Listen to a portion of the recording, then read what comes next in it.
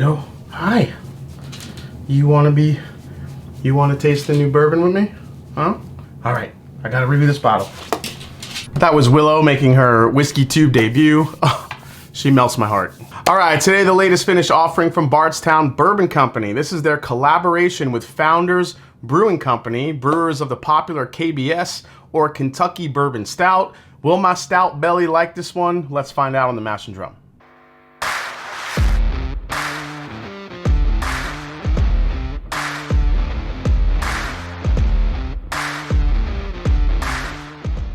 What's up, folks? I'm Jason C. from the Mash and Drum, and today we have the Bardstown Bourbon Company Founders Brewing Finished Bourbon Collaboration.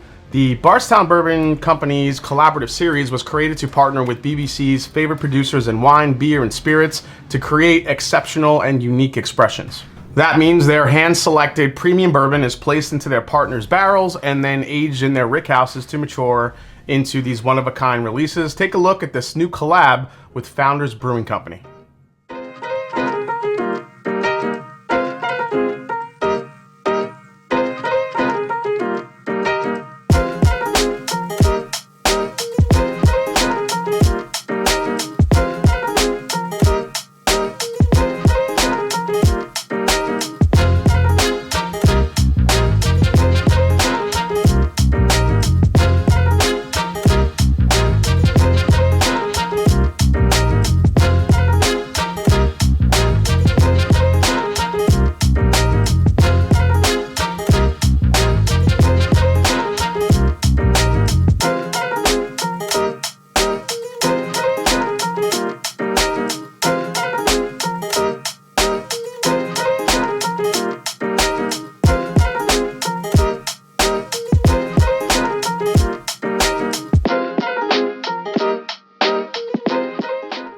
So Michigan-based Founders Brewing Company has evolved into one of the most recognized and popular breweries in the United States.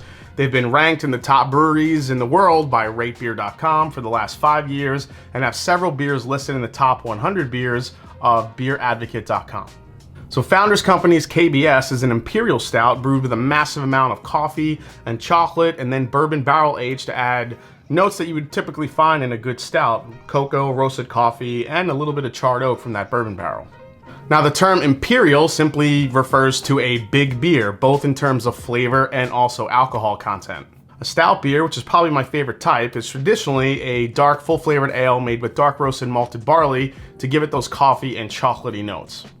So for the latest edition of Bardstown Bourbon Company's collaborative series, BBC took 10-year Tennessee bourbon and finished it for 15 months in those popular KBS stout barrels. It comes in at 110 proof. It's starting to roll out now where BBC bottles are sold for a price around 125 to 130 bucks. So I was lucky enough to get an early adopted bottle while I was in Kentucky. This is not mine. I was kind of gifted this for a review. This is starting to roll out now, like I had mentioned. So let's get into the nose. I was very excited to try this one. So the first thing that you would ask yourself, okay, it's Tennessee bourbon. That means it's probably most likely George Dickel. So you always look for those Dickel notes up front, the George Dickel, that minerality or that traditional flavor profile that you either love or you hate. And in this one, you really don't get it. That KBS, that stout barrel, really took over. It is. This is all coffee and chocolate all day long on the nose. I think the only George Dickel type factor I'm getting here on the nose is I get a traditional orange cinnamon from higher aged George Dickel whiskey. Man, but if that's the case, it's playing so well with the dark chocolate and the coffee notes. Man, I also get heavy vanilla on this, which is really nice from the bourbon. This has all that I would expect from a stout finished bourbon, just chocolate, coffee, but I do like the component of the 10-year Tennessee bourbon, the orange zest and the cinnamon, adding a little bit more of a layered flavor profile to the nose. Let's try it.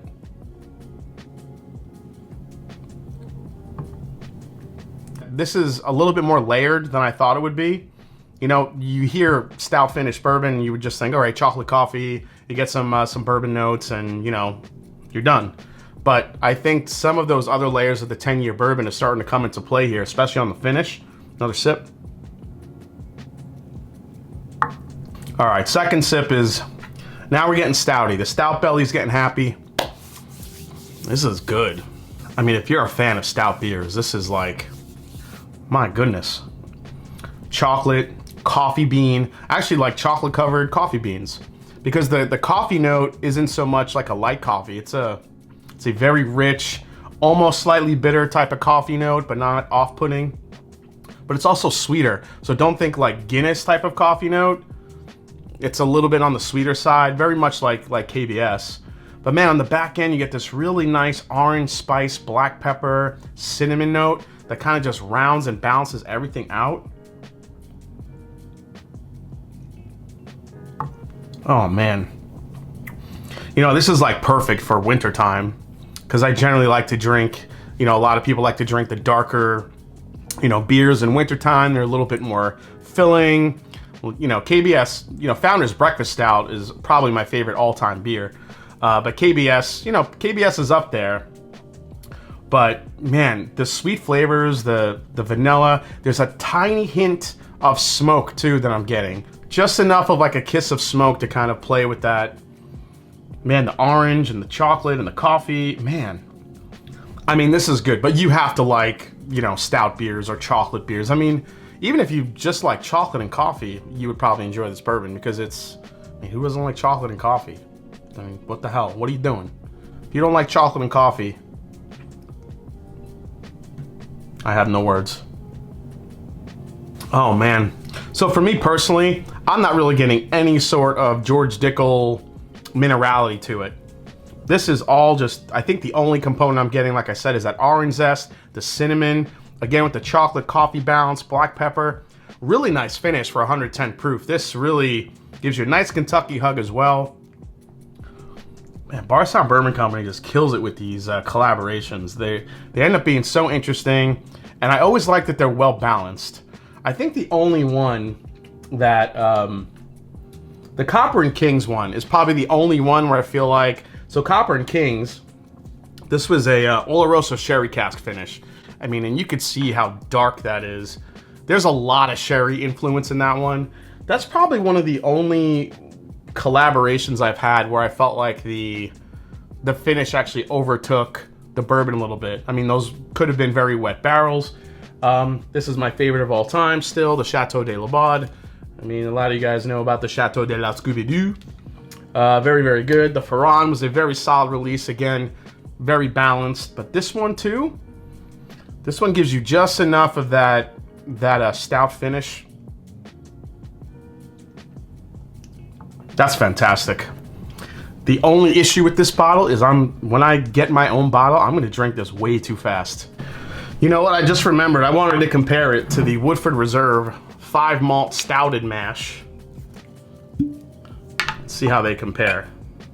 Now this Woodford Reserve, the 5 malt stouted mash, this was made differently. This wasn't a finish. This is a malt whiskey where they actually took the malt that was in there and they roasted it just like they would with a stout. While this is a finished bourbon, this is actually a malted whiskey made in the stout style with distiller's beer. So let's go to the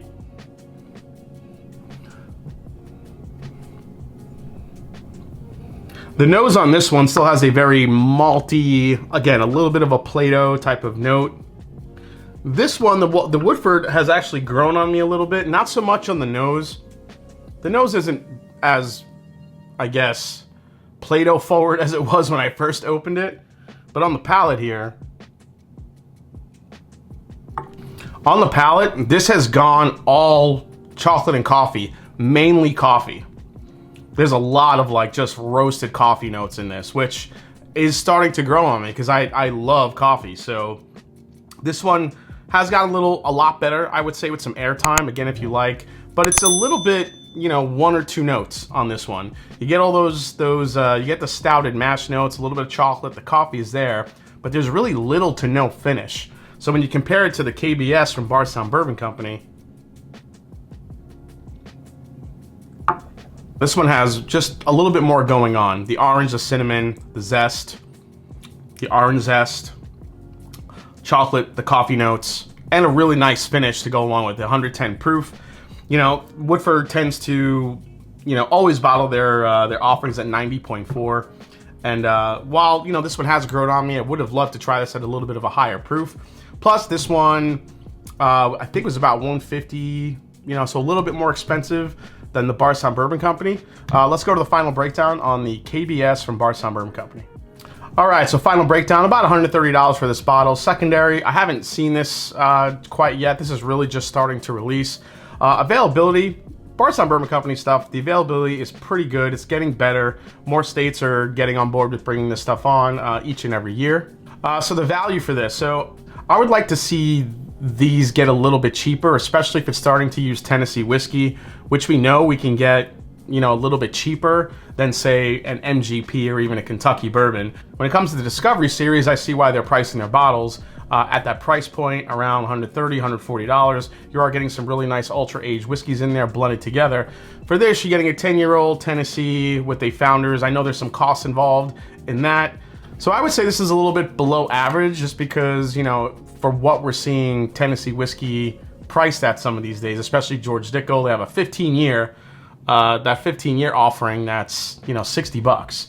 So, and I get there's some costs involved with getting the barrels from KBS, or Founders, I should say. So I know it kind of adds up, but still, Tennessee whiskey, 10 years old, I feel like this could be a little bit cheaper. Most I'd pay, obviously, like I just said, retail, but I do wish this was about $90 to $100 instead. Is this a recommend? Hell yes. If you like stout beer or just chocolate and coffee notes, you'll absolutely love this. But I just think most bourbon drinkers will love this. I think when you try to get into the older bourbons and you taste some of those richer chocolate notes and rich barrel notes and high intensity vanillas, you can find those flavors right in here in this bottle with this finishing. Again, you get the orange zest, you get some of the cinnamon on the back end, really nice peppery finish. I love this one personally. For those of you that don't like stout beer, you're kind of more of an IPA person, or you like sours or whatever it may be, maybe it's more of a try before you buy, but man, this is a hitter for me. I'm digging this one. Like I said, when I do find this bottle, I might have to get a couple of them because they're gonna go fast. All right, guys, well, hope you enjoyed this review for the new Bardstown Bourbon Company collaboration series with Founders Brewing Company and their KBS. Hope you enjoyed it. If you did, hit the subscribe button below. Please hit the like button if you haven't yet. Find me on Instagram, find me on Twitter. Let me know if you guys, this one sounds interesting and you're going to be on the hunt for this one. And as I always say, it's not about the whiskey, it's the people you share it with. So cheers. I'll see you next time on The Mash and Drum. Take care, everybody.